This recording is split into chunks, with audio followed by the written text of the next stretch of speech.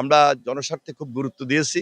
এই গুরুত্ব দেওয়ার মাধ্যমে জনগণের সুবিধা দৌড়গড়ে পৌঁছে দেওয়ার জন্য যা যা করণীয় দরকার সেই ব্যবস্থাটুকু, সেই উদ্যোগটুকু আমরা গ্রহণ করছি এবং করব। সুবাইডা খাল হচ্ছে জনগুরুত্বপূর্ণ খাল।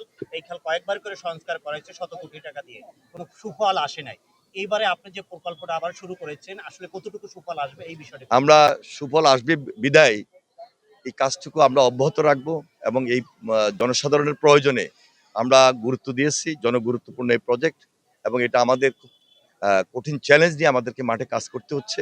ইনশাল্লাহ অদূর ভবিষ্যতে আমাদের যারা এখানে নির্বাচিত আছেন, আমাদের মাননীয় সংসদ সদস্য জনাব বাবু গর্ষচন্দ্র রায়, ওনার সঙ্গে আমার কথা হয়েছে। উনিও সার্বক্ষণিক সময় আপনাদের পাশে থেকে কাজগুলো করবেন এবং আমাদেরকে সমন্বয় করার ক্ষেত্রে যে সহযোগিতা দরকার সেই ব্যাপারে উনি নেতৃত্ব দেবেন ইনশাল্লাহ। আমি সবাইকে আন্তরিকভাবে মোবারকবাদ জানাই এবং ধন্যবাদ জানাই সকলের সহযোগিতার জন্য। একাধিক ল্যান্ড ব্যবসায়ী রয়েছে যাদের প্রজেক্টের ভিতরে সরকারি খাল রয়েছে, এই উচ্ছেদ আপনারা কি ব্যবস্থা নেবেন? এটা শুধু কেরানীগঞ্জ না, এটা সারা বাংলাদেশে আছে। এই যে একটা কঠিন চ্যালেঞ্জ যে কথা বলেছি, এই চ্যালেঞ্জ নিয়ে আমাদেরকে আগামী 5 বছর সবার সঙ্গে এমনভাবে একটা পারস্পরিক সমন্বয় ঘটাতে হবে যেন ওনারাও আমাদেরকে সহযোগিতা করেন, আমরাও যেন ওনাদের এই কঠিন চ্যালেঞ্জগুলোকে ওভারকাম করতে পারি। ধন্যবাদ। আমরা কিন্তু মন্ত্রী মহোদয় আমরা আসছি সশরীরে এখানকার সমস্যাগুলো কি, এবং আমাদের মন্ত্রণালয়ের সচিব সহ কর্মকর্তা আসছেন, আমরা সশরীরে দেখে চিহ্নিত করে গেলাম। সেখানে আমরা একটা প্রত্যাশা করব যে শুধু আমাদের মন্ত্রণালয় নয়, এখানকার জনগণকে কিন্তু আমাদের সার্বিক সহায়তা করতে হবে। এখানে তো আমাদের জনপ্রতিনিধি আমাদের বাবু গর্ষচন্দ্র রায় এবং আমাদের নিপুচন্দ্র রায় আছেন।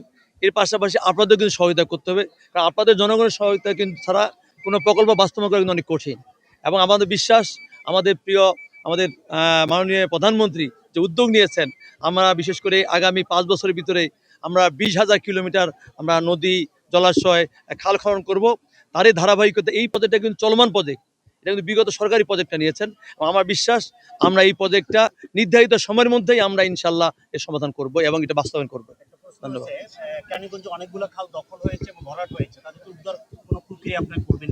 আমাদের এই প্রথম, বাংলাদেশে এই প্রথম, গতকালকে আমরা অনেকগুলো মন্ত্রণালয় একসঙ্গে সভা করেছি। সেখানে আমাদের পানি সম্পদ মন্ত্রণালয়, এলজিডি মন্ত্রণালয়, কৃষি মন্ত্রণালয় এবং সেখানে আমাদের দুর্যোগ মন্ত্রণালয়, ভূমি মন্ত্রণালয় এবং পরিবেশ মন্ত্রণালয়, এটা দিস প্রথম ফার্স্ট টাইম। সেখানে বসে কিন্তু আমরা এই সমস্ত বিষয়গুলো আমরা পরীক্ষা নিরীক্ষা যাচাই বাছাই করেছি। সেই আলোকে এইখানে আমাদের বিশেষ করে সরকারি সম্পদ রক্ষা করার জন্য আমাদের যে যে ভূমিকা নেওয়া উচিত, আমরা প্রতিটি মন্ত্রণালয় একসঙ্গে যৌথভাবে সেগুলো আমরা ভূমিকা রাখবো। এবং এখানে আমাদের যত অবৈধ আমাদের যেগুলো রাস্তাঘাট, নদী আমাদের অবৈধ দখল করছে সেগুলো আমরা পুনরুদ্ধার করবো।